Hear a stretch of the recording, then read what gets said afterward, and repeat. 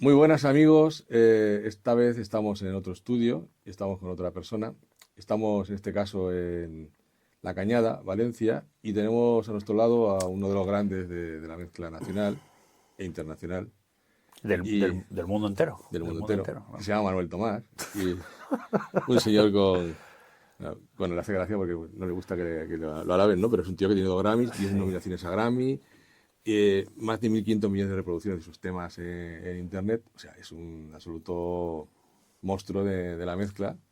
Y bueno, quiero que lo conozcáis y conozcáis su guarida, porque esto es un estudio privado donde él trabaja haciendo mezclas para grandes artistas. Él- yo no recuerdo todos, entonces yo sé que, por ejemplo, sí, Cigarros y A Pastori, pero di alguno más para Sí, sí, para sí, que sí. se vea que es un De monstruo. aquí en España he estado, cuando estaban presuntos implicados en activo, yo he estado grabando con ellos, mezclando Oscar Binader. Luego con Oscar hemos seguido trabajando juntos. Él me presentó a Niña Pastori, yo empecé a trabajar con ella gracias a él. Y aquí pues con Revolver, con Cigarros, y ahora vamos a hacer el siguiente disco.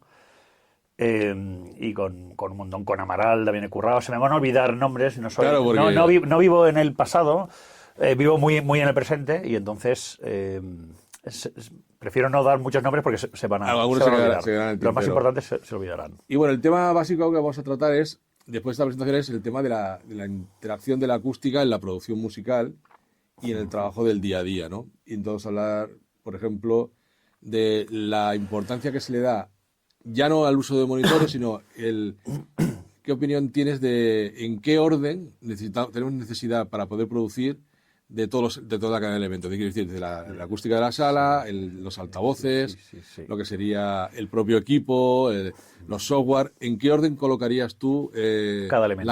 la cadena para que todo al final, bueno, todo es importante, evidentemente, sin una cosa no se hace otra, ¿no? Sí, sí, sí, sí. A ver, yo creo que cada uno tiene su receta particular de qué es lo que es más importante. Para mí, la acústica es lo más importante. Todas las decisiones las tomas en base a lo que escuchas. Por lo tanto, cuanto más fiel sea esa escucha, decisiones más acertadas vas a tomar. En mi caso, yo he estado siempre con los Genelec y con las 1031. Exacto. O sea, con las 1031 y con las NS10 con subgrave. Hace ya Vale. tiempo que no ocurro con las NS10, ya solo estoy con las Genelec. Y las Genelec han estado conmigo siempre en todos los sitios donde he estado y las conozco, vamos, de arriba abajo y sé lo que, cuando me las llevo a otro sitio, coloco las cosas hasta que las reconozco, porque realmente eso, la sala es no sé, no te voy a decir un porcentaje, pero es el 80% de lo que oímos de un altavoz, para mí, es la sala. O sea, cambia, es aberrante cómo puede... Hay mucha gente que piensa que poniéndose unos altavoces, unos monitores muy caros, muy buenos, va a solucionar problemas. En mi experiencia, y yo voy a hablar siempre de mi experiencia, Sí, es lo que queremos oír. no es el Claro. caso. Para mí la sala es súper importante, porque hace que unos monitores, si la sala tiene un problema, da igual los monitores que pongas, no Sí, van a sonar vas a tenerlo bien, igualmente. vas a tener ahí un fallo. Entonces, para mí es importantísimo. Y de hecho, hasta que no reconozco el sonido que yo al menos tengo en la cabeza de cómo suenan estos monitores, yo no estoy Vas cómodo. probando posiciones en la sala, buscándote Vas, cómo colocarlo hasta vas que tú reconoces. probando, claro, eso es. Y he tenido muchas experiencias de tener que estar, de hacer mezclas en estudios donde hay problemas serios y tal, y es una pesadilla. O sea, es una pesadilla. Porque no tienes confianza con lo que estás escuchando, tienes que estar comparando, y eso hace que no te sueltes. En mi caso, yo cuando mezclo entro en una especie de trance, que no es nada místico ni nada de eso, pero realmente no pienso lo que hago. Interactúo con lo que estoy oyendo y la música me pide que suene de determinada manera, siempre con la referencia que me han pasado y tal. Pero es como muy visceral, o sea, muy interactivo, interacciono con lo que estoy oyendo. Y para eso tienes que tener la seguridad de que lo que estás oyendo se va a traducir. Si no, ni mezclas con confianza ni tienes un resultado. Mm. Entonces, te hablaría de este estudio, por ejemplo. Yo, este estudio, lo pensaba hacer hace muchísimos años, pero le daba muchas vueltas, porque este espacio está en el garaje de casa, tiene unas dimensiones muy limitadas, problemáticas, el techo es bajo, una serie de cosas que siempre habían hecho que desestimase la idea de hacerme el estudio aquí. Hasta que llegó pandemia, y con la pandemia casi todos nos vimos forzados a montarlo en casa. Yo empecé justo cuando nos encerramos en una habitación con cascos a terminar trabajos que tenía pendientes, y al final tomé la decisión. Yo había estado en un estudio que tú habías hecho aquí en Valencia, Sí. en el de Dani Rayos, y me parecía increíble, y nada, nos conocimos, yo me lancé, y la verdad es que estoy súper contento con todas las dudas que tenía de poder hacer un estudio viable, una sala viable en este espacio, y vaya que sí se consiguió. Y luego también el decorado para mí es muy importante. Cada uno tiene sus Sí, ahora estamos hablando de prioridades. que querías poner unas luces para notarte Sí, más, sí, sí. más cómodo, más... Sí, y es un poco para facilitar ese proceso creativo que tiene la mezcla, según yo la entiendo. Pues cuando estoy ahí me dejo llevar, yo casi puedo tocar físicamente el sonido, esa es mi sensación, siempre la he tenido. También es muy visual, de hecho recuerdo un libro que se llama Visual Mixing, allá por el 90, no sé si lo conoces. No, no lo conozco. ¿No? Visual Mixing, pues es de los 80, no recuerdo quién es el autor, pero me sentía muy identificado. Que relacionaba el tema del Relaciona lugar estético. diferentes estilos de música con aspectos visuales, el bombo lo que ocupa, la voz donde está, es una especie de cuadro, y sí me identifico mucho con eso porque yo también lo veo así. Muchas veces es como pintar en el estéreo, como si tienes un cuadro y si pones demasiada carga en la derecha, en la izquierda te falta, no sé, Sí, visualizo relacionar la acústica, el sonido con el la sonido imagen. con la imagen. Hostia, pues yo alguna vez había pensado lo mismo, sí. O sea, no había leído el libro, pero sí que había pensado como que algunas veces visualizo Lo que oyes. lo que oigo. Sí. Pues a mí eso me pasa. Que es lo que yo creo... lo visualizo en 3D también, Sí, sí, el sí. grave cuando sale un poco más o cuando está más detrás. Sí, sí. Y a mí ese libro me gustó, no porque me enseñó a hacer eso, Sí, sino porque representó lo que yo ya tenía en la seguramente cabeza. mucha gente lo hacemos sin querer y ahora hasta no alguien te, Sí. te lo explica y Sí, dices, hostia, pues sí. es verdad, pues sí. Sí, así Que es, no sí, solamente oímos, sino que realmente visualizamos sí. el sonido. Igual ahora dirán, la piña, somos dos putos tarados. Sí, sí, y tendrán razón. Dirán, Tendrán "No, razón. ¿cómo que No, dices? no negamos Porque, eso, oye, una el cosa no sonido- quita la otra. No, vale, tío, pues perfecto. Bueno, sí, cada uno lo entiende como lo entiende, ya te digo, que cada uno tiene su receta para hacer las Pero sí que es cosas. cierto, y tal. nunca había caído aquello, pararme a pensarlo, pero digo, usted es verdad, sí, sí, es que es... Es muy... Sí, se puede asemejar mucho. La pregunta original, que no tenía nada que ver con esto, la cadena. Para mí, bueno, depende de las circunstancias. Bueno, has dicho algo ya importante. Porque el papel en blanco que es de la sala, que sea Sí, neutra, sí. y a partir de ahí trabajamos, ¿no? La sala que se... Sí, sí, pero es que a partir de ahí trabajamos. Es que para que sea neutra una sala, Hace falta muchas cosas. es que hace falta... Bueno, yo lo que he visto, muchos estudios que conozco han invertido mucho dinero, han invertido parte de casi todo lo que invierten es en equipo. El equipo, sí. En equipo, cuando si tienes un problema en la sala, es que da igual, es que no se van a traducir bien las cosas, da igual lo que pongas ahí. Entonces, o en un estudio que pueden tener un C12 o un U47, pero no tienen un 57. Sí, sí, sí. ¿Sabes? Hostias, ahí se tiene que hacer ground down, o sea, de lo básico tiene que estar cubierto y de ahí hacia adelante. La acústica es básica, elemental, o sea, si eso no está bien... Yo he visto casos ya muy directos y no hace muchos meses, no voy a decir nombre, de estudio, Sí, pero un estudio que clientes míos, así que es cierto, como una gran confianza entre nosotros, y que me iba a comprar estos altavoces. Hostia, de puta madre, buena elección, una marca de prestigio, muy cara. sí. Pero digo, ¿pero dónde lo vas a poner? No, la sala está. No los puedes poner. ¿Cómo que no? No lo entienden, la gente no lo entiende. No os va a sonar, no os va a sonar. Sí, sí. Bueno, vale, ya. Y un día me llama, oye, que me los he comprado. Digo, hostia, tío, ¿pero qué vas a hacer? No, ya los tengo aquí, venía a colocármelos. Digo, vale. Tenemos un soporte, ponemos unos soportes. Hostia, esto no suena, digo.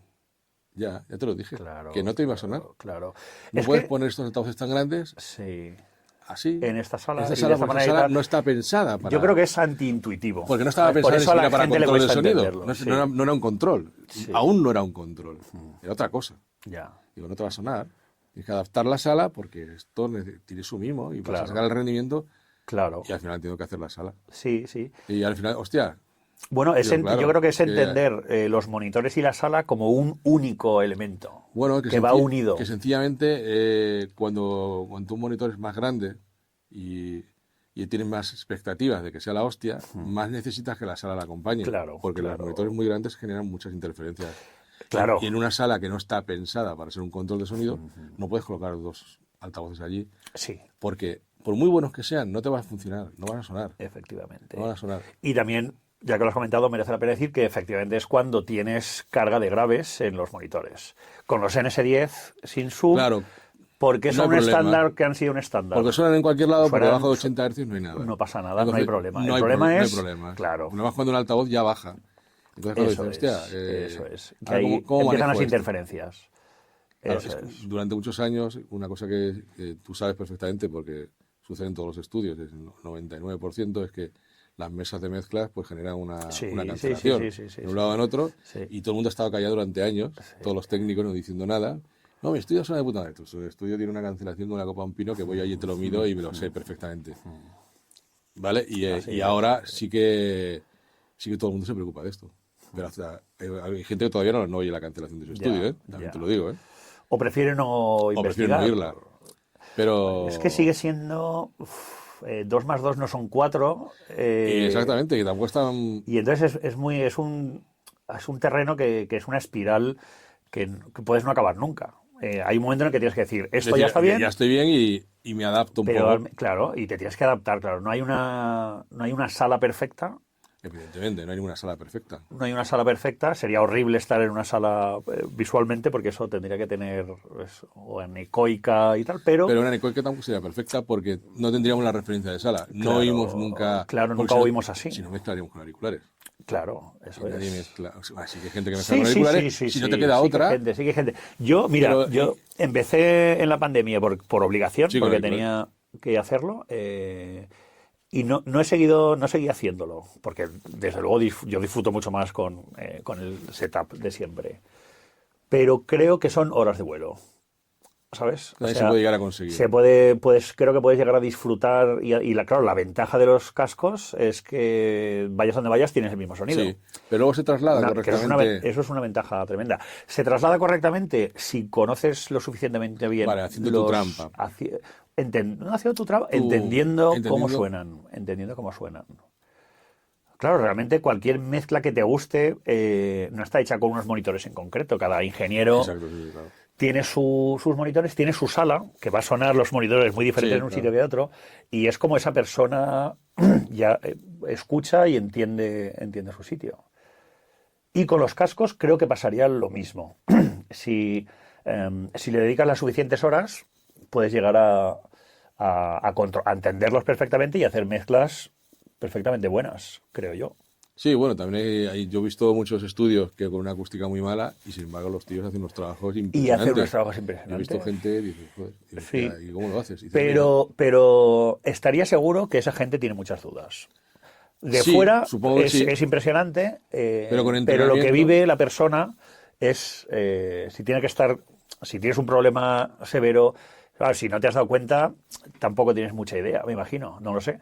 Pero vamos, en el momento en que te das cuenta y sabes compensar lo que falta, bueno, si no te genera dudas, perfecto. Yo lo que suelo oír muchas veces es, hostia, ahora que tengo el nuevo control, estoy viendo las cosas que no hubiera hecho Claro, jamás en el pasado. claro. Pues las estoy viendo ahora, ni me había dado cuenta, Claro. o discos que oyen y dices, hostia, no sabía ni que eso estuviera allí. Ya, pero yo te diría una cosa. Con los mismos altavoces, ¿eh? No merece mucho la pena. ¿De qué sirve mirar para atrás?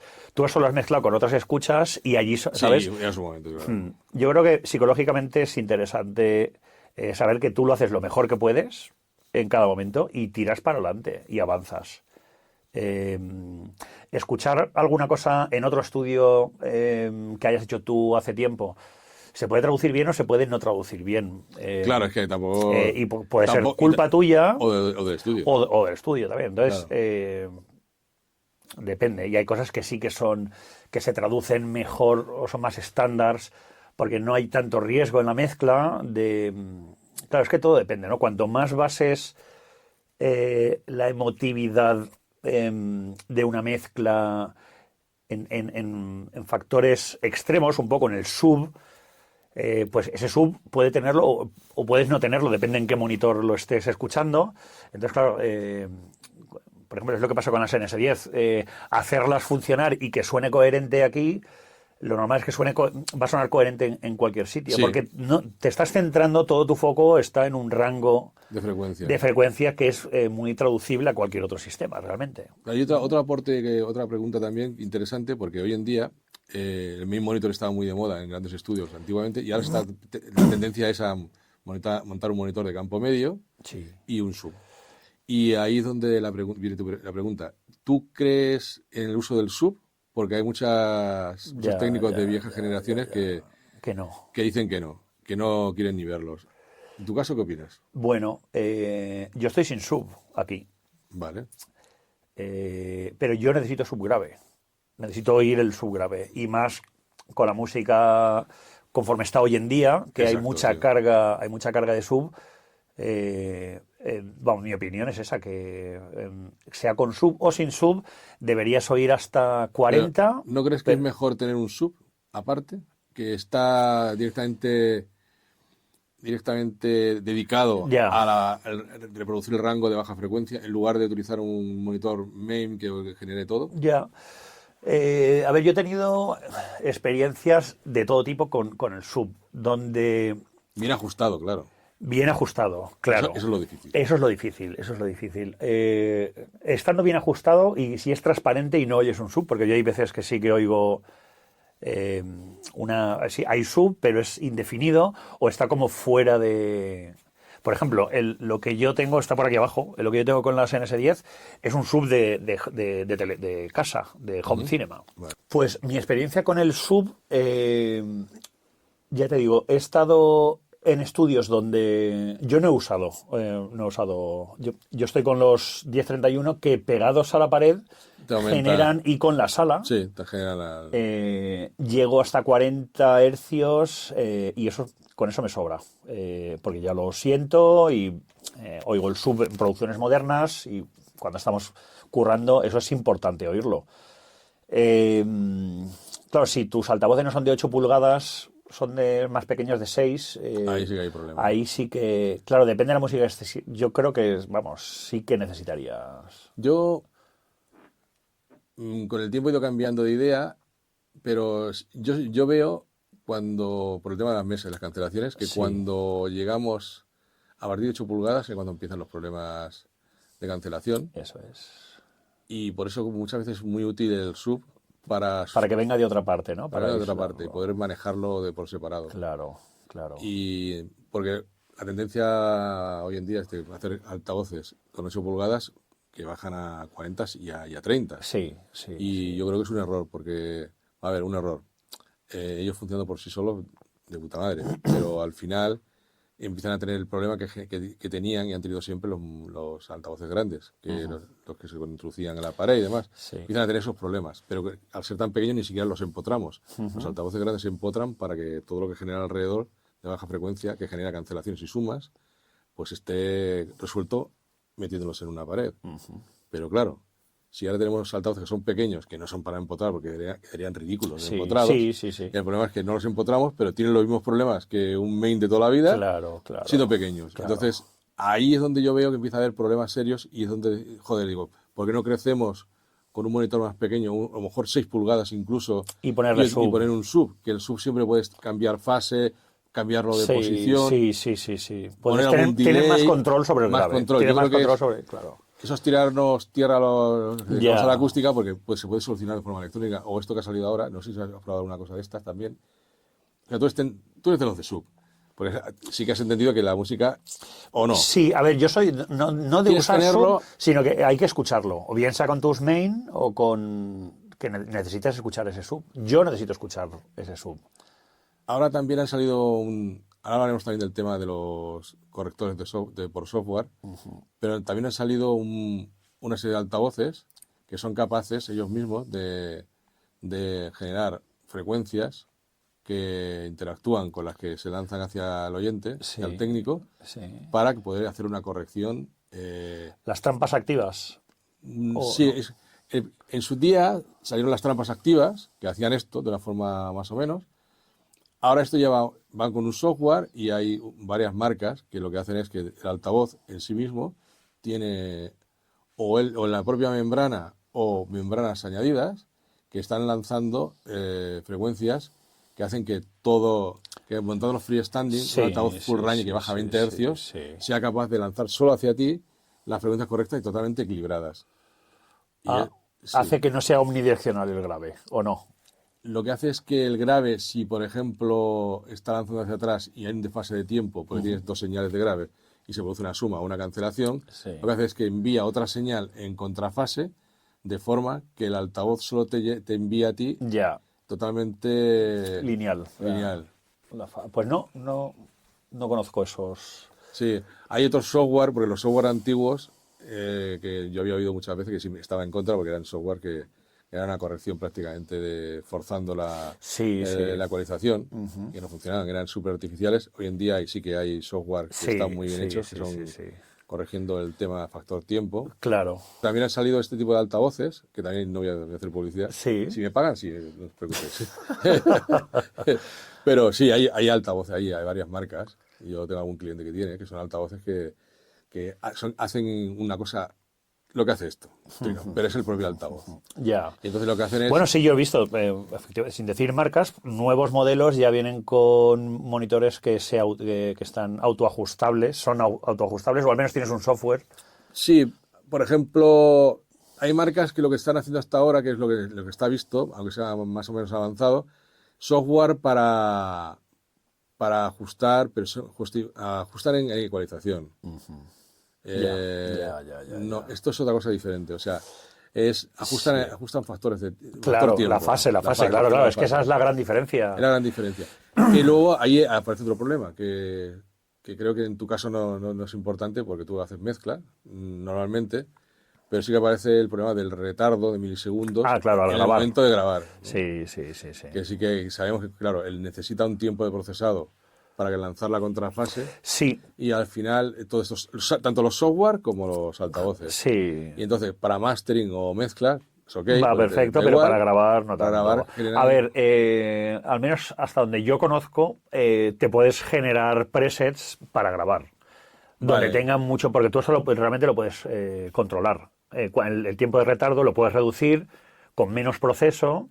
Sí, claro. Limitando ciertos procesos. Solo corregir en la zona que te interesa y encima menos procesador. Por ejemplo, claro. Entonces, te podrías hacer un preset o no usarlo para grabar. O no usarlo. Bueno, usarlo, pero no usarlo para el músico. Quizá, claro, ¿no? Es que también depende, porque claro, si depende de cuán severa sea o el problema, ¿no? Si tienes el problema que tiene que corregir, tienes una cancelación muy potente de 16 dB, de 20 dB. Claro, ahí, o qué número de problemas tienes. O qué número de problemas tienes, cuanto más proceso tiene que hacer, más artificial va a sonar. Sí, claro. Cuanto más tenga que hacer, más vas a oír, yo más oigo algo que está encima, ¿sabes? Del sonido. Vale, porque realmente se produce... Estás en un proceso. Un proceso. Y ese proceso... Tiene que lanzar un tono o una frecuencia que tiene que intentar copiarla. Claro. Y ahí es donde puede ser que... Claro, yo por ejemplo... a mí me ocurría que cuando empecé a utilizarlo,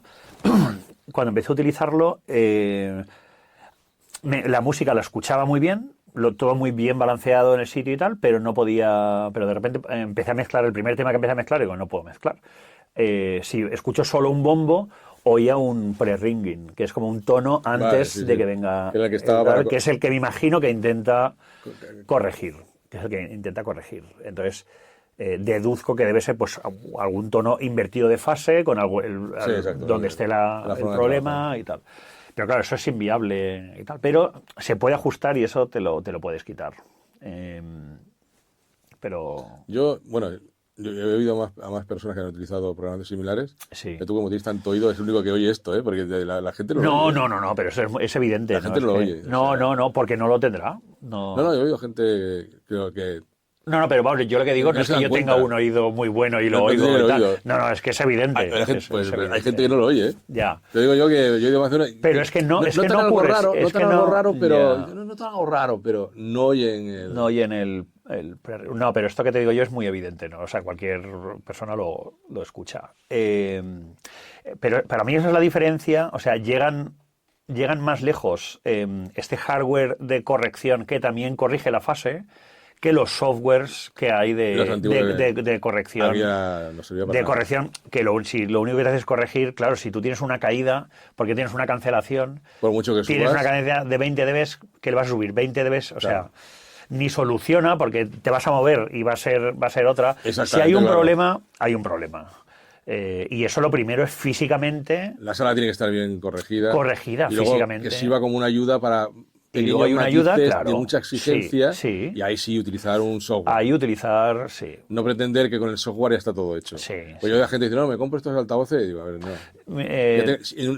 Si tienes una sala que funciona bien, funcionará de la Sí. hostia. Si te lo pones en una sala en la que primero que pilles no hago acústica porque voy a salvar el mundo con esto, Correcto, no, tío. correcto, O sea, no. correcto. Y sin decir marcas, pero vamos, con la última actualización de Universal Audio, que tampoco Sí. no se puede decir ni marcas. Bueno, ¿sabes? puedes decir marcas, No, vale, da igual. No lo digo porque a lo mejor No, pero lo no, planteo de otra manera. no Pero vamos, publicidad, es simplemente- este diciembre, o sea, hace unas pocas semanas, con una actualización me venía una demo de un mes de uno de estos programas para corregir, Sí. que ahora lo puedes integrar directamente en el sistema operativo y te olvidas que está, ¿no? O sea, lo dejas ahí puesto, que eso es un avance bastante guay, porque antes lo tenías que poner como plugin Vale. en el máster, en tu Pro Tools, Logic, lo que sea que uses. Pero con esto lo puedes poner en el sistema operativo y directamente todo pasa por ahí, con lo cual es más fácil. Pero lo probé y el resultado a mí no me gustó nada. No me gustó nada, no soluciona nada. Entonces, claro, para mí hay una gran diferencia entre, digamos, el software que solo corrige frecuencia y Claro. puede bajar y subir, que eso realmente no corrige. Si tienes un problema no lo va a corregir, a otro tipo de correcciones, que es ya lo que tú dices de que hayan correcciones en tiempo. Sí, porque Y la fase, y que te ajuste la fase y que te la deje Exacto. una fase lineal, solo con 2 altavoces. No hace falta porque esto en directo, sin decir marcas, en directo, pues el software que se utiliza es para alinear altavoces. altavoces, Pero esto, exactamente. un altavoz te lo puede dejar también con fase. Sí, porque el mismo altavoz puede lanzar varias frecuencias a la vez. O sea, no, Eso es. se puede Eso ser es. igual. Y el resultado, vamos, yo estoy muy contento con él. Y ahora vamos a la parte más dramática para todos los mezcladores del país. ¿Cuál es? Y el Atmos, el terror del Atmos. A Sí, mí me porque- da igual, a mí no porque nadie quiere. Yo veo que todos los pros, a todos os da un poquito de rollo lo de. No, yo Atmos no. A ver, Pero es que, el mercado pide Atmos. Entonces. ¿cómo que el mercado pide Atmos? El mercado me refiero a No, ya lo sé. a la sí. industria. La industria, los que manejan la industria. No, Apple pide Atmos. Apple, exactamente. Pero Pero Apple, vamos, bueno, yo soy honesto. Yo estuve en una demo que se hizo en Madrid hace muchos años, antes de prepandemia o en pandemia, más o menos en esa época, 2020. Yo te cuento mi experiencia y cómo Vale. yo lo veo. A mí me empezó a interesar mucho el Atmos antes, en 2019, principios de 2020. Y empecé a ver algunos vídeos. Recuerdo Dave Way, un ingeniero que se lo había montado en casa y que decía que una vez te ponías a mezclar en Atmos, que luego volver a estéreo era aburridísimo y qué tal. Y solo conceptualmente me parecía muy interesante, ¿no? Grabar ya pensando en Atmos. sí. Grabar con más micros, pues baterías con más micros para pensar que luego van a ir a diferentes puntos. O a la hora creativa, digo, ostras, qué guay que una caja, ¡tá!, la reverb vaya por arriba. Y yo, de hecho, de pequeño, a los 20 años o por ahí, yo recuerdo que yo esto lo pensé coño, si el surround es 5.1 y está todo en el mismo plano, ¿por qué no el sonido puede ir de arriba abajo? Claro. Y que algo entre y como que sea totalmente inmersivo. Pero es una idea que tuve que ni se desarrolló ni nada, ¿no? Pero vamos, que yo eso me lo había imaginado. Pero de lo que yo me imaginaba a lo que yo he escuchado en Atmos, yo creo que no justifica. Es decir, si no lo has oído nunca, te puedes imaginar que oír una guitarra por detrás mola que te cagas en un tema. Yo no creo que sea así. Pero la realidad es que no mola que te cagas. La verdad es que te giras. Pero tampoco se usa para eso. Yo creo que es para dar un realismo. Ya. Correcto. Puede estar todo delante, pero hay un realismo. Eso es. Hay un realismo de la escucha interesante. Aunque parezca un estéreo. Sí. Yo, en mi opinión, y con la experiencia que yo he tenido, creo que es interesante cuando se hacen producciones para Atmos. Cuando la canción está hecha para que se disfrute en Atmos y que ocurran cosas que se puedan. Pero una canción de rock, mezclarla en Atmos, es que para mí no tiene justificación. Creo que una cosa es la localización, que si tienes un punto visual está muy justificado, entra una persona por aquí, que el audio vaya y que se muevan las cosas. Cuando tienes un input visual, para mí tiene sentido, pero vamos, ya te digo, yo esto me instalé para poder entender todo este ruteo, lo hacía en binaural, para poder traducir mezclas en estéreo, crear una plantilla, poder panoramizar cosas. Pero la realidad es que luego no. Pero, por ejemplo, pero bueno, como tampoco hago directo, como tampoco hago, ¿sabes? Vale, sí. Yo me centro en. Pero, por ejemplo, en tu experiencia, que tú has trabajado con Andrew Seps, él creo que se interesó muchísimo por el Atmos. Así es. Y sigue con él, creo. Y sigue, sí, sigue. ¿Y tú alguna vez compartes alguna conversación con él y tal? Sí. ¿No discutís un poco de...? No, porque a él le da igual lo que yo piense. Sí, hombre, pero. Como reflexión. No, hablamos, reflexionamos. De por qué a él le interesa. Bueno, a ver, es que hay un punto de inflexión que es cuando la gente escucha Rocketman. Que cuando lo escuchas en Atmos, a la mayoría de gente que ha vivido esa experiencia ha dicho esto. Lo ha marcado de por vida. Lo han marcado de por vida. Yo no tuve esa experiencia. Yo lo escuché y no. Tal vez iba también con las expectativas muy altas por lo que me habían dicho. Y me gustó, pero veo que a mí no me ha impactado como ha impactado a otros en la industria. Y él, claro, él sigue. De hecho, se ha pillado todo PMC. Él se ha pillado, sus monitores.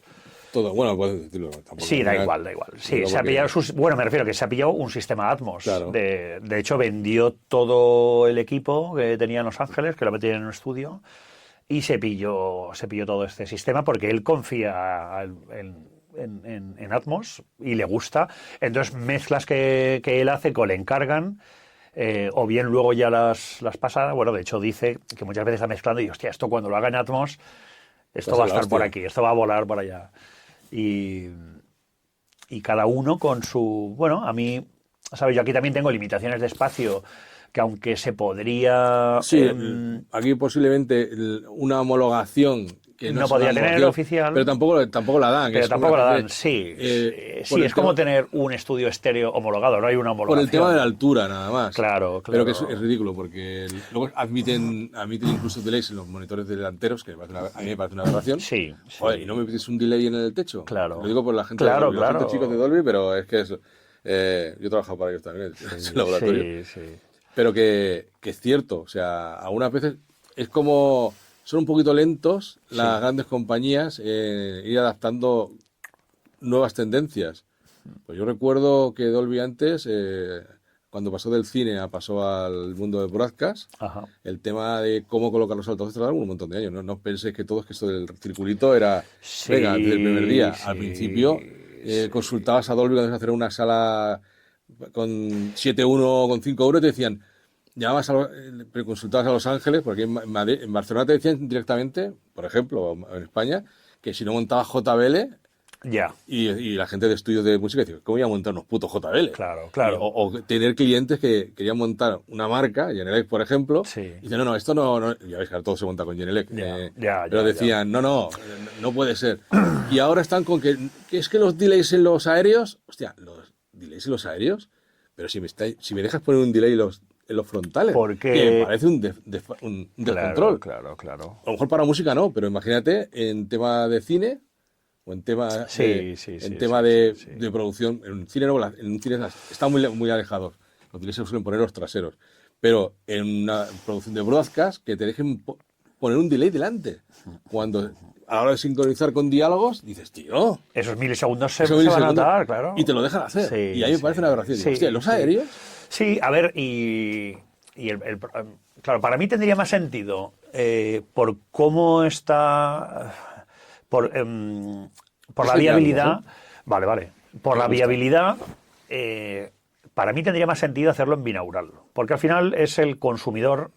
es el consumidor principal, el diseñador de auriculares y tal. Tú lo vas a escuchar con cascos. Para crearlo es mejor tener todos el montaje de altavoces. Para crearlo es más transportable. Pues sí, bueno, pero se va a traducir. Se va a traducir. Yo he visto cosas y... Ya. A ver, yo he visto a gente que trabaja en Atmos, no temas antiguos remezclados en Atmos, sino gente que de cero. Y, hostia, es... Incluso, claro, incluso en binaural puesto delante, yo he alucinado. Ya. Porque realmente, no buscando el efectivo, logo, sino ya. buscando un realismo de espacio. Es como una transparencia del sonido. Hay una separación entre instrumentos que no sé, en el estéreo bueno, a es ver, más difícil de conseguir. Primero hay que tener en cuenta porque ahí todo es multifactorial, no solo por... Claro, depende de lo malo que sea. Bueno, no. Pero, por ejemplo, hay una normativa que el máster de un Atmos tiene que estar a menos 18. Exactamente. El tema de la dinámica eso quiere también. decir que permite y exige que... O sea, permite al menos que haya dinámica. Y ahí es mejor, ¿no? Y no hay una... Claro, eso es mucho. La gran ventaja del Atmos para mí es esa. Entonces, fíjate, puedes mezclar con Atmos, que es una normalización de un sistema de trabajo, que te permite, por ejemplo, tener más dinámica. Claro. Y no tener esta guerra de volúmenes que tenemos en el estéreo, donde las normas se la pasan por el forro y que no hay, que es una ciudad sin ley. Así es. Pero luego, pues eso, ¿cómo se traduce los altavoces? Nadie va a tener en casa un sistema Atmos en condiciones. Mucha gente tendrá, yo de hecho me voy a pillar ahora un sistema Atmos, pero home, o sea, de casa. Y eso es pseudo Atmos porque los altavoces están delante, deducen que hay un techo a cierta altura, deducen que hay unas paredes que si no la hay, no te va a rebotar. Pues, entonces deducen que hay ciertas cosas como para lanzar sonido y que rebote y que llegue. Pero yo conozco un poco el tema desde el punto de vista del laboratorio y esto lo tienen ellos muy estudiado también. Ya. Porque ellos se nota que lo tienen muy estudiado porque es muy efectivo. Porque tú realmente cuando estás ahí oyes cosas, y solo están los altavoces aquí, y oyes cosas... Yo en 2012, creo, 2013, algo así, en aquella época, hice el diseño de los estudios Atmos, de laboratorios Atmos en España, y no entendía al principio lo que ellos querían, porque yo les había montado a la empresa que compraron los de Dolby, he montado un sistema para música inmersiva, para mezcla inmersiva, y había altavoces en el suelo. La técnica se decía para hacerlo arriba abajo, se hacía con muchos altavoces. Y entonces cuando hice la sala laboratorio, pasaron las curvas, lo que querían y demás, lo que es el libro de instrucciones de cómo debería sonar la sala. Y yo quise poner un poco de mi parte, y al final no entendía lo que querían, pero es que ellos lo que tienen es un sistema donde pueden simular tu casa. ¿Cómo? Porque tienen acústica variable. Y de pronto, los altavoces son móviles, para que puedan ponerse en situaciones críticas donde cuando una persona en su casa no puede poner porque tiene un mueble, y pueden poner una pared totalmente reflectante, la otra muy absorbente, la otra con el techo más absorbente, y entonces ellos generan todos esos problemas, y los algoritmos que generan para que luego tú puedas trabajar en Atmos ya tienen en cuenta eso, y esos algoritmos van luego también a los sistemas de corrección que tenemos en los equipos domésticos, que pones el micro y toda esta historia. Entonces, eso lo tienen ellos muy estudiado para que funcione el algoritmo. Claro. Para que tú realmente hagas un objeto hacia un punto. No sabía que se podían calibrar. No es una sala muy de puta madre donde todo es perfecto y bonito, como un estudio de mezcla. No, está hecho en un sitio Se llama, de hecho creo que la sala se llama Critical Listening Room. Ajá. Y es de escucha crítica. Y digo, hostia, ¿pero cómo que queréis esto? Dice, sí, ya tenemos esto. Es que para la sala buena ya la tenemos abajo. Claro. Tenemos otra sala que ya lo oímos bien. Pero claro, queremos oírlo, buscar, putear al Atmos Sí. en situaciones muy, muy adversas, Sí. con más altavoces, con menos altavoces. Y esto todo está, lo tienen pensado. Por eso es muy trasladable. Bueno, claro, eso también parte de la ventaja del Atmos, que es un sistema que te permite Desde dos tener a- los altavoces que quieras. De 2 a los que Que quieras. te va a respetar en el... Claro, en Pero el está 5.1, pensado. si te falta ese altavoz, no va a sonar lo que sonaba Exactamente, por ahí. porque ahí trabajan sobre objetos, Claro, no trabajan eso es. sobre muevo de aquí está altavoz ahí, sino que cuando muevo el objeto intervienen todos. Sí. Psicoacústicamente está muy, muy... Y por eso en binaural se traduce muy, muy bien. Yo sé que era mucha gente del rock que dice, hostia... Digo, no, puedes oírlo todo perfectamente delante y oírlo, pero con una patada, con más pegada. No, el 5.1, cuando yo cuando oyes algo en 5.1 normalmente, es como que queda como más like, le falta mala hostia. Pero el Atmos puede tener muy mala hostia, ¿eh? Bien hecho. Sí, no, ya te digo que no... Yo tengo muy poca experiencia con eso. O sea, he entendido el ruteo. A mí los Dolby no me pagan nada, ¿eh? Lo digo. Ya. En su día me pagaron por hacer una cosa, pero ya no he vuelto a cobrar nada. Pero yo creo en ello. Porque yo he oído cosas... Primero he oído cosas malas. Ahí es la plataforma de streaming y es la versión de la otra. Y dice, joder, tío, vaya mierda. Para esto habéis hecho Atmos este tema. Pero luego lo ves en producción real de cero y en las escuelas de universidades de música, como por ejemplo en SMUC en Barcelona, ya durante la pandemia les construimos una sala de composición con altavoces para trabajar en Atmos. O sea, de cero, música inmersiva, ya se compone la música de forma inmersiva. Pensando directamente. Y estamos hablando de que ya es difícil que muchas veces las escuelas que me van con programas atrasados se integren en este tipo de cosas tan modernas. Entonces, si ya veo que los compositores están partiendo de ahí, que la industria, las empresas como Apple, que son Dolby, han decidido que esto es lo que tenemos que consumir todos, que todas las plataformas de streaming tienen Atmos, piden mezcla en Atmos, al final, ¿qué vamos a hacer? O te unes a ello o te quedas atrás. O no.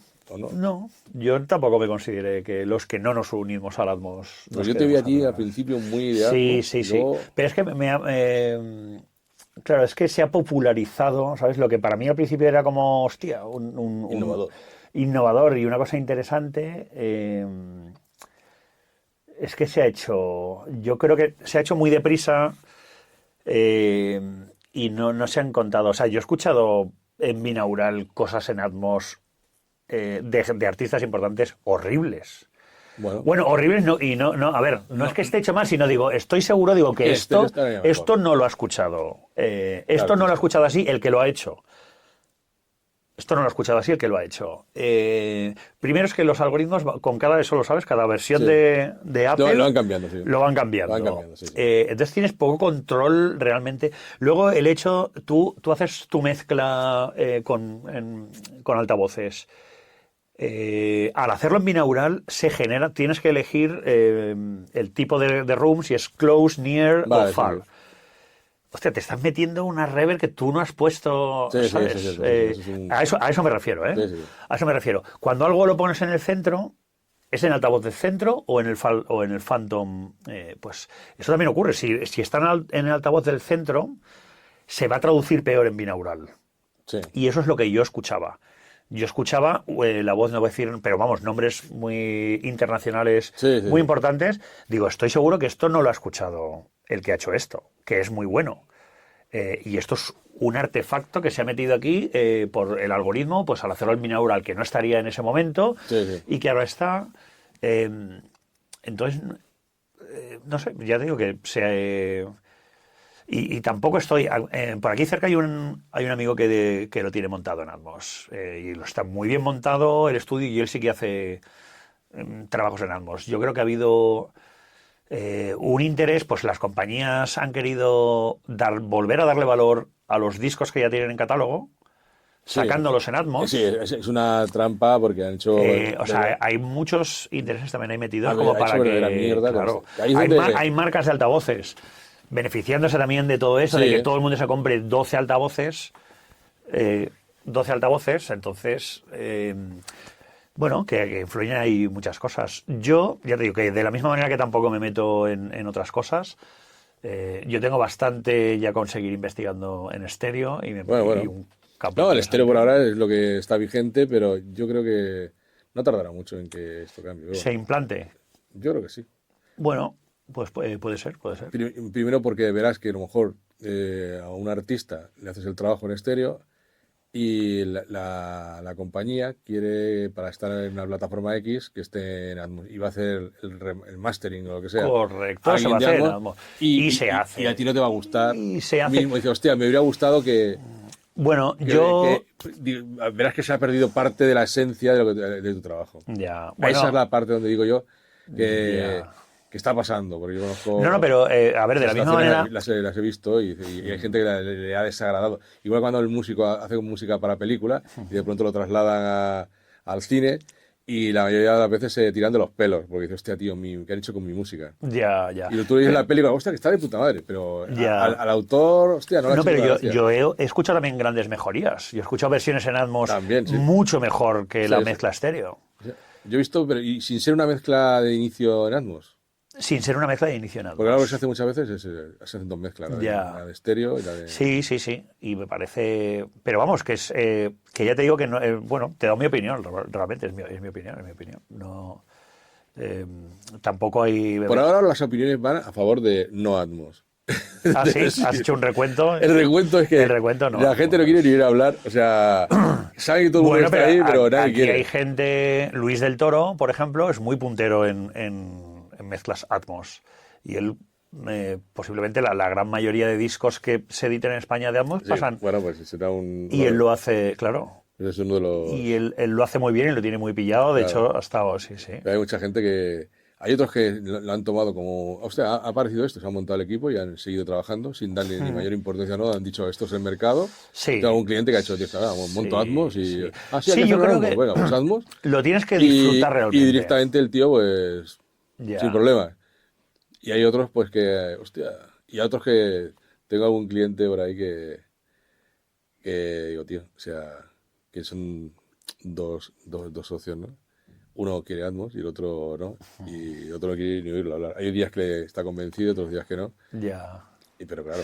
Bueno, esto es estudio comercial, al es final, una situación cambiante, ¿eh? O sea, también esta es mi opinión ahora y yo de Claro, repente en tu caso tú haces escucho... mezcla, es lo tuyo, pero tú un estudio comercial donde viene el cliente, Ya. oye, ¿y no tenés una sala Atmos? Tío, o sea, ¿no? Sí. Como negocio ya directamente. Como negocio, bueno, yo creo que hay mucha gente que se la ha pegado precisamente por entender eso como un negocio, ¿sabes? Porque al empezar a implementarse el Atmos, creo que salió la sensación de que había mucho trabajo para hacer catálogo de discográfica. Bueno, sí, pero esto ya se acabó. Y lo están haciendo, ahora ya cada compañía tiene Cada compañía tiene su... a su chico, su chica, que lo hace... Que hace este trabajo. Sí, No, yo creo que hay que planteárselo como una herramienta más y como... Tienes que, a ver, sea lo que sea, pues tienes que confiar en ello, ¿sabes? Y si a ti te emociona y te gusta, joder, pues adelante. Pero hacerlo solo por ver un beneficio, que si monto una sala de Atmos... No, porque hay gente que lo monta... Yo creo que eso la industria piensa en eso muchas veces. Claro, pero si a ti te emociona lo que has escuchado en Atmos y lo quieres hacer, desde luego. Pero te tiene que... Claro, lo tienes que ver viable y te tiene que gustar y le tienes que ver el sentido. Yo hablo de otro perfil de clientes. El perfil que tienes es un estudio comercial, no un estudio de nicho, sino que lo que busca es el que viene de fuera a trabajar como ingeniero en su estudio porque lo contratan. También, bueno, es un perfil entonces, en todo el mundo que ocurre. Quieren dar todo el abanico. Es como la gente que trabaja en Vox y la Sí. gente que trabaja con mesa de mezclas. Este tipo de estudios suelen tener mesa de mezclas porque necesitan que el cliente quiera una NIF o quiera una SSL o que sea, que esté allí y luego si Ya. quieren no la usan y trabajan in box. Sí. Pero de partida tienen que estar abiertos a que Ya, todo el mundo, y de hecho pues tienen que tener Atmos porque a lo mejor no usan Atmos nada más que 2 veces al año, claro. pero tienes que tenerlo porque ahora Bueno, o el pues cliente que claro. lo pida, ¿no? Y porque Sí, sí. el mercado directamente, sobre todo yo creo que es por controlar toda la parte creativa del proyecto, ¿no? Ahora vamos a hablar de un tema relacionado también con la acústica, que no es la parte más importante para ti, porque tú te dedicas, eres ingeniero de mezclas, pero el tema de las salas de grabación, donde se hacen las tomas, Oh. que ahí es otro melón abierto, donde yo creo que hay más libertad a la hora de hacer cosas, pero hay libertad, pero también hay cosas que pueden ser muy desastrosas, ¿no? Sí, sí, Porque luego te llegan a ti cosas y dices, hostia, Dios, ¿no? sí. Mira, claro, un factor es el tamaño de la sala. Por ejemplo, para baterías. Exacto, sí. Porque estamos hablando que hay instrumentos que realmente la acústica no interviene tanto porque es más microfonía cercana. Y no interviene tanto la acústica. Pero, por ejemplo, para grabar baterías, es súper importante la sala. Es súper importante. Yo, por ejemplo, ya me dedico prácticamente, siempre estoy mezclando, pero sigo haciendo algunos discos. Y entonces yo, depende del sonido que estemos buscando, vamos a un sitio o vamos a otro. Claro. Eso Vas a un es. sitio o a otro. Voy a un sitio u otro dependiendo de qué tipo de sonido Claro, de batería, porque ambos son válidos. No, Sí. Una sala grande No siempre es no siempre es la mejor opción. la mejor opción. Porque hay veces que quieres justo lo contrario, una cosa claustrofóbica. Pero en ambas opciones, tanto si es grande o pequeña, la acústica tiene que estar muy bien.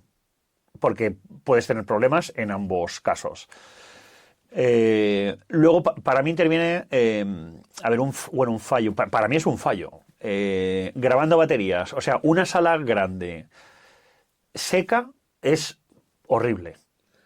Porque En la mi sala opinión. grande normalmente se busca que tenga Difusión. una gran difusión. Una gran difusión. Y por ejemplo, con las baterías unos es buenos crítico, graves. unos buenos graves, y que tenga difusión. Porque eso lo que hace es que los rooms. Es que me lo he encontrado en varias ocasiones en estudios importantes Sí, y sí. tal. Digo, hostia, a ver, esto.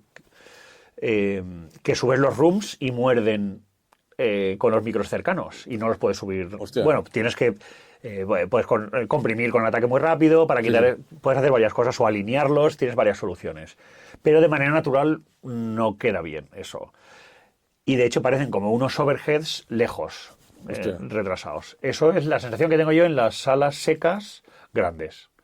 Que Sí. los rooms no suenan a room. Tienes el efecto de la distancia Hay del demasiada micro, definición. pero no tienes te No falta tienes, el room. Es no, una cosa extraña. claro, Sí, no está la difusión. Hay que machacarlos, o sea, se le puede.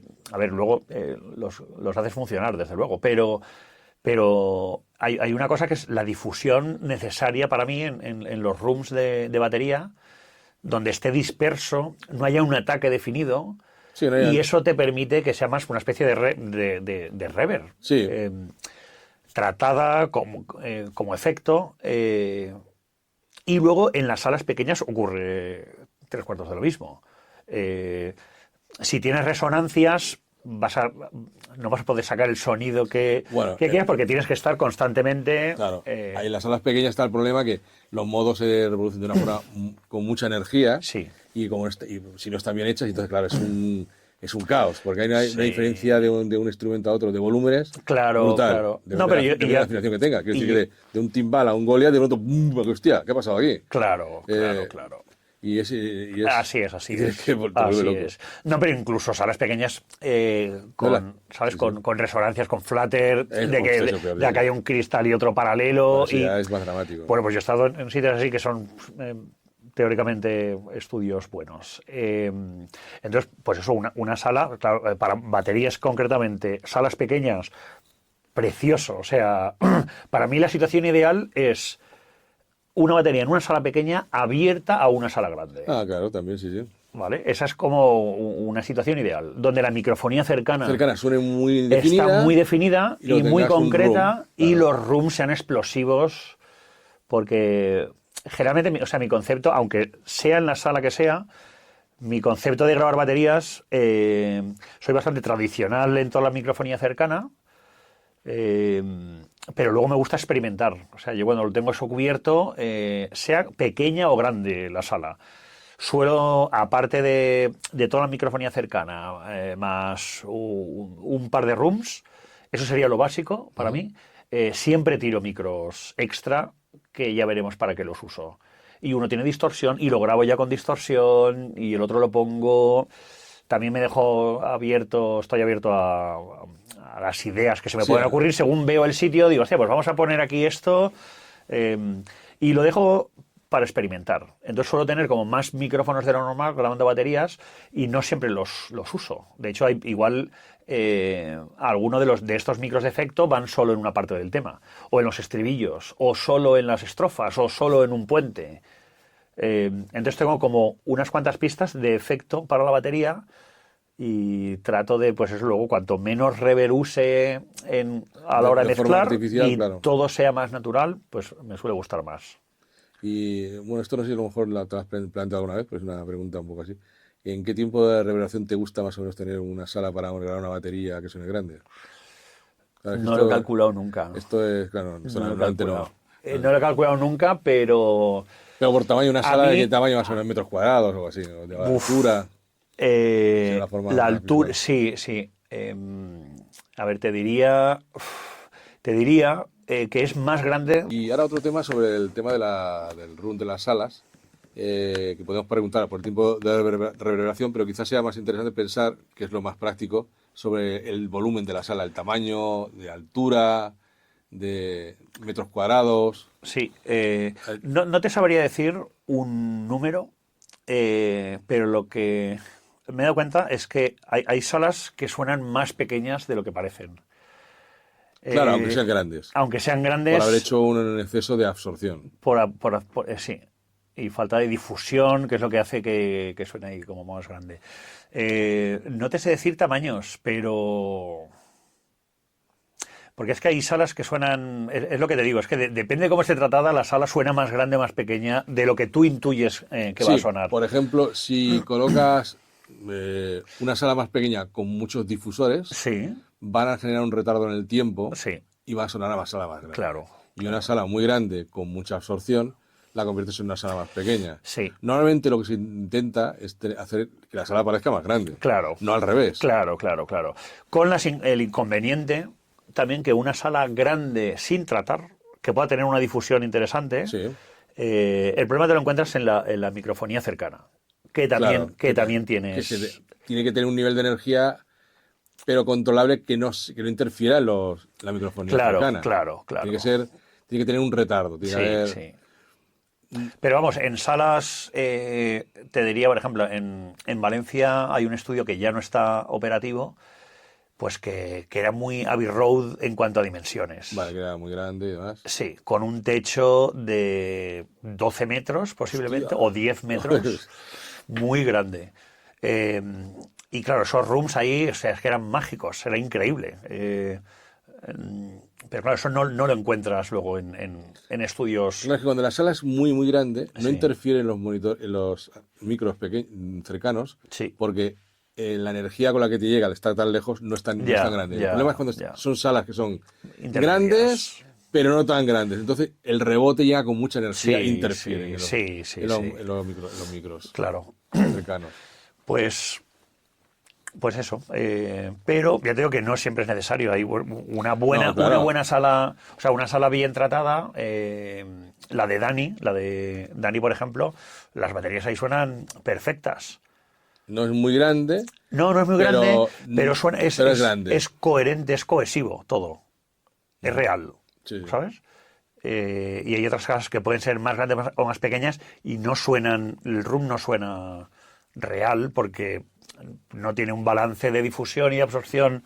Pero también es porque muchas veces manejar, normalmente los estudios, que son muy, en algunos, los amateur, son muy apagados porque ante la imposibilidad de saber controlar la sala, es mejor apagar. Lo que haces es apagarla. Entonces, tienes una sala muy grande y hay un room incontrolable, lo más fácil es, empiezan a lana de roca, y justamente lo que consiguen es destruir la sala. Destruir un poco la sala. El potencial que tendría. Al menos para baterías. Para baterías, cosas. pero bueno, es que para todo en general, porque tú puedes una sala muy grande poner unos paravanes y a pantallar y grabar una voz de puta madre. Claro. Y puedes tener una cola por ahí lejana de un fondo de reverberación que incluso te puede ayudar a no tener que poner artificialmente. Claro. De hecho, nosotros en nuestro laboratorio tenemos en nuestra empresa, no voy a hacer publicidad de nuestra empresa tampoco, tenemos una sala para hacer investigación y la sala lo que hemos hecho solamente es una solamente que tiene absorción de lana de roca, no hay ninguna corrección de engraves, justamente porque así podemos investigar en baja frecuencia cosas. Claro. Si estuviera perfecta, como fuera un control, sería ridículo. Es como intentar arreglar algo que está arreglado. Entonces, ahí sí podemos buscar problemas. Y entonces es lo que hace porque la gente que hace una sala muy grande y pone lana de roca no consigue arreglar ciertamente los problemas de graves. Los problemas de graves están ahí. Lo que pasa es que ahora son más evidentes. Y tienes lo peor. Correcto. Luego, a ver, en grabación, para mí lo crítico es en el control, que el control esté bien. Bueno, el control también, la grabación, desde luego que también es importante, pero sí que con la grabación puede jugar a tu favor. Saber dónde está el realce de graves. Sí, para poner ahí un también micro. Lo he visto, poner un micro ahí, hostia, el bombo pongo en aquella esquina y me tiene una hostia. Eso es. Eso lo he visto yo. Eso puede jugar a tu favor. En un control, no. El control tiene que ser neutro y aséptico y aún así es imposible que suene coherente en toda la... Bueno, imposible. Sí, se intenta, pero pero... Bueno, en un control hay un punto de escucha. Sí. Pero básicamente porque todos los diseños parten de la idea de que en el punto de escucha tiene que estar libre de reflexiones primarias. Sí. Entonces, evidentemente, el único sitio donde estás libre de reflexiones primarias es el punto del técnico. En los demás no. Ya partiendo de ahí, el único sitio donde vas a oír un estéreo válido y perfecto y vas a oír el centro va a ser en la posición de mezcla. En las demás, no, porque no es la idea. No, pero es que es increíble lo terrorífico que puede ser una sala si la mides antes de hacerle nada. Bueno, eso sí. Y de hecho, la gente que no lo ha hecho... está viendo la evolución. Claro, te asustas, te puedes asustar mucho. Tú puedes poner 40 hercios y escucharlo y en un punto no... O sea, llegar a no escucharlo. No escucharlo, sí. Y claro, ahí empiezas a entender, bueno, pues si has estudiado física, a ver toda la propagación y cómo funciona y fuera de fase, esa frecuencia, aquí empieza, aquí hay una cancelación, aquí está fuera de fase, claro. en cada parte del... Es como una ola que se va moviendo y en cada punto tienes un nivel de energía. Eso es. Donde se aumenta, donde se disminuye... Claro, es un movimiento que no lo vemos, pero hay que visualizarlo, que es como el aire moviéndose, generando unas olas que van cambiando de posición. Y dependiendo de dónde te pongas, pues las tienes más, las tienes menos. Claro. No es, antes se decía, no, el control tiene que sonar en todos los puntos iguales. No, eso no es físicamente posible. Y cuanto más matados, los sistemas más absorbentes, aún peor. No peor, sino que aún se nota más el efecto. Claro, más críticos. Cuanto más bajamos, cuando las salas más... Por ejemplo, los estudios de mastering que tienen los tradicionales, porque hay otros estudios de mastering ahora que son muy apagados, sobre todo para hacer electrónica. Cuando los estudios de mastering sí que hay difusión lateral, difusión delante, y ahí sí que es muy fácil que tú lo oigas muy similar en todos lados, aunque no tengas un estéreo claro. En el centro tienes un estéreo como el que puedes tener en tu casa. No es un estéreo como el que puedes tener tú aquí, que es un estéreo donde tú oyes la voz aquí, parece que está hablando encima de la cabeza. Eso es diferente. Y luego también a la hora, cuando analizas tu sala, saber leer la gráfica como corresponde. Ahora está muy bien eso. Es un arma de doble filo. Es de doble filo. Trabajar con software porque asusta un poco y hay que saber cambiar el grid para ver dónde estás, porque si no... Con el Room y eso me pasa de superhumanos. No somos superhumanos. Ni el micro es inteligente, hay un montón de cosas. Porque pero ayuda mucho tú puedes llegar, claro, entiendes, pero lo que es importante es saber traducir que lo que tú estás viendo sea lo que estés oyendo. Exactamente, sí. Entonces, depende de la resolución a que lo pongas, a 1.48, eso te asusta y no tiene solución. Si vas a ir a cada notch que vas a ver, eso no puedes corregir todo eso. Y luego lo mueves 1 milímetro y que te cambia en agudo. O sea que eso Eso no tiene sentido. Entonces hay que entender cuál es el grid al que hay que leer para que lo que veas sea más o menos lo que oigas, se corresponda a lo que el ser humano Eso es capaz de oír. Y luego, claro, también es verdad que tú pones el micro en la posición de escucha y el micro recoge señal. No son dos orejas, ¿eh? No son tus orejas. No es inteligente. Y están separadas del punto. O sea, y no es inteligente. El micro lo que le llega es la señal que le llega. no recompone nada. No recompone nada, no distingue si es reflexión, si hay una cancelación. Nosotros, yo ahí veo ciertas gráficas, digo, bueno, esto no es lo que yo oigo. Tu cerebro sabe distinguir cuando es una reflexión y no bueno, es lo puedes ver también en el programa porque puedes editar la parte de energía, tiempo, y puedes ver los impulsos y puedes ver los rebotes. Ah, sí. Claro. Es verdad. De hecho, me lo enseñaste el otro día. Sí, puedes verlo perfectamente y puedes así ayudarte. Eso es interesante para los estudios, para saber dónde tienen las reflexiones en alguna frecuencia. Hostia, tengo una frecuencia, por ejemplo, que está muy levantada. Y dices, hostia, pones el filtro, ves el impulso y verás a cuántos milisegundos se produce la reflexión y en qué nivel energético. Coges tu metro, donde tienes tus sospechas y vas viendo dónde puede ser y pues a lo mejor muchas veces se puede arreglar poniendo una chorradilla, un panel de esto de Duralex mismo, ¿sabes? Que es otra marca que yo no uso, por supuesto, de Duralex. Pero una espumita o simplemente la mesa de mezclas o poner... Que a lo mejor dices, no lo pongo solamente cuando mezclo. A lo mejor lo pones encima y puedes solucionarte. Hay mil situaciones, ¿no? Pero esta chorradilla, yo creo que ha ayudado mucho tener cosas como el RAW, que es que todo el mundo tiene acceso y que con un micro no hace falta que todo el mundo se comáis la cabeza con un micro de 2.000 pavos, que con un micro de 100 euros también. El resultado de tu oído es a donde va a llegar. Los problemas serios los va a ver el micrófono. Eso es. Sin volverse loco, porque hay mucha gente que se vuelve loco, como tú dices, con el 48 de octavo y dice, a ver, tío, o sea... ¿Dónde vas, tío? Que es como si te pones unas gafas en plan microscopio. En una película antigua, hay un tío que se volvió loco que tenía la capacidad de ver todos los microbios, todas las bacterias y el tío se volvió loco, ¿no? Claro. Y tú imagínate que tú eres capaz de ver la música como la ve un software de esto. Dices, tío, está todo mal. Sí. Pero, tío, eso no... Así es. Y no hay tonos puros en la música. Estás el bajo... Todos los software que probamos, que usamos actualmente, que son los más cómodos, son por suite. Y el suite el problema que es un tono puro que se va moviendo individualmente y que no interactúa con nada más. Y eso no es real. Eso no es real. Claro. Porque una onda, si no la alteras, siempre es pura. Pero las ondas en el espacio interactúan entre otras. Cuando oímos música hay más cosas, no hay una onda pura. Hay otras que están chocando, están todas entre ellas. La relación entre todas ellas el resultado es la acústica. La acústica es mucho más complejo que una... es muchísimo más complejo. Entonces, porque existe esta interactuación y por eso no podemos creernos, aparte de los problemas que dan estos software... Saber utilizar la herramienta. Hay fallos que tienen que, por ejemplo, un fallo muy típico del RAW es que del RAW del que queráis, que es cuando una señal no está, te va a dar un tipo de reverberación muy alto. ¿Ah, sí? Te da al revés, sí. Y tú tienes que decir, hostia, voy a mirar, primero lo ves en el SPL, ves cancelación. Y te vas al tiempo de reverberación y está muy alto. Sí.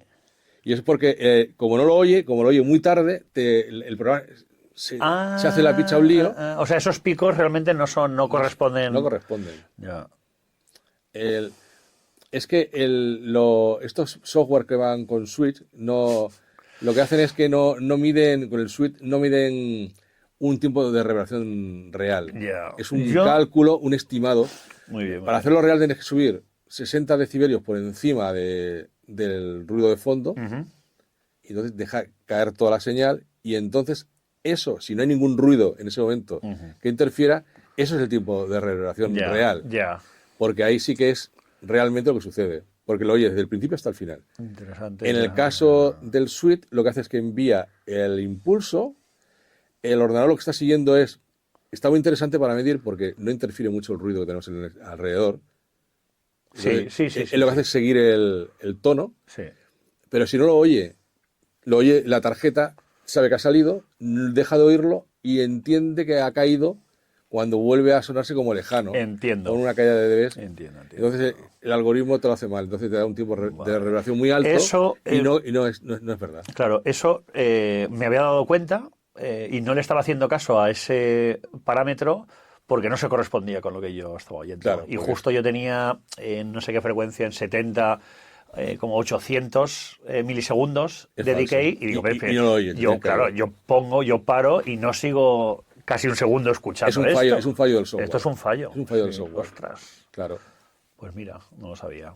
Porque para hacerlo bien tendrías que hacerlo con decaimiento. Esto se puede hacer, por ejemplo, había otra técnica de medición que también me gusta usar a mí, o combinarla, es medir con un sonido que se llama sonido MLS, que es una especie de ruido rosa que tiene un código de tiempo, que también trabaja con algoritmo. Pero cuando ya no te fías, bueno, yo intento verlo ya con RAW, pero cuando ya no te fías, directamente coges ruido rosa, mides con el analizador de espectros, ves que está todo por encima de nivel, que tiene suficiente diferencia de presión, que realmente está, lo que pasa es que es más incómodo porque tienes que forzar los equipos a mucho Sí. nivel de presión, porque tienes que llegar a 90, 95 Sí, dB, sí. y luego cortas de golpe y esa decaída que mides, haces varias mediciones en diferentes puntos, Sí, ese es el tipo de reverberación bien calculado. Claro. Lo otro es una ayuda Entiendo. rápida para Entiendo, trabajar. entiendo, Todos estos entiendo. programas son ayudas rápidas, porque Sí. por eso tenemos el T20, T30, porque el T20, esos primeros 20 milisegundos, el T30 los 30. O sea, calcula un tiempo de reverberación que está basado en 20 milisegundos en 30. Y luego, a partir de ahí, todo lo que te dicen, ya sabes que no has estado sonando el tiempo Ya. tanto en Entiendo, milisegundos. entiendo, Es ficticio, entiendo. es un cálculo, Sí. es un algoritmo. Vale. Y el tema de fase también lo es. Todo esto es todo pura matemática que se va mejorando porque se van mejorando los sistemas de cálculo y demás. Supongo que ahora con la inteligencia artificial también se mejorará muchísimo esto. ¿Ha empezado a salir ya algún software? Que yo sepa, no. Que yo sepa, no hay nada por ahora. Hay, Pero se podría implementar la inteligencia artificial a cualquiera de estos softwares. hay uno que lo implementa Mix with Masters. Ah, bueno. Han sacado, yo no lo he probado, ni tengo intención de probarlo, vamos. Sí, y eso, pero- No, pero me refiero, lo he visto anunciado. Lo he visto anunciado que han sacado una nueva suscripción y con esa te dan unos plugins que son de ellos y entre ellos sale un software de acústica, de corrección acústica Ujú. con inteligencia artificial. Pero Pero vamos, que también hoy en día todo, ¿sabes? Sí, pero- se anuncia todo como que está basado en la IA y la IA parece- igual está haciendo... exactamente. No puede hacer sabemos cualquier lo que barbaridad. está haciendo ahí. Por ejemplo, estos software son predictivos y en principio están hechos en cálculos reales. Pero los cálculos reales, al final, lo que decimos, el micrófono no piensa. Sí. Tú te has dado cuenta cuando hiciste, hostia, si yo no digo que continúa esta señal tanto rato, Sí, pero para el micrófono y para el software, y si es inteligencia artificial pensará lo mismo, no, el sonido ha empezado aquí y acaba aquí en este momento. ya. Este es el máximo, este es el mínimo, es lo que va a pensar. Sí. Eso que no está en medio no lo va a distinguir. Ya. No, y con la IA sin entrar en detalle, pero vamos, con toda la explosión que estamos viviendo, todo lo que lleve IA IA. se va a anunciar como que es tecnología puntera y tal, ¿sabes? Y la IA, en ese caso, igual no sabemos la función que está haciendo ahí. Es el apellido, de Claro, éxito. IA, claro. esto con IA. Con IA. Pues muy bien, Y a eso mí no qué me es importa. garantía Y a mí qué me tampoco. importa. Sí. En fin. Y no sé qué más temas podemos tratar. Había alguna cosilla más de inquietudes. Claro, lo que pasa es que nos juntamos acústica. antes a comer o lo que sea, y cuando llegamos aquí ya, pues ya Ya lo hemos hablado de todo. Y digo, vale. Yo te propondría hacer, otro día como ya no grabando aquí esto, pero como tienes que venir aquí a mirar lo de esto, hacemos, si te apetece, otra, por si hablamos de más cosas. Vale, sí.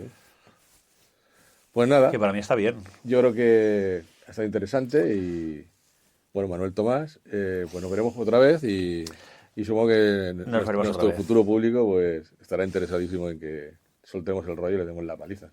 Muy bien. Pues hoy un placer. Venga, pues nada, hasta luego, Manuel. Hasta ahora.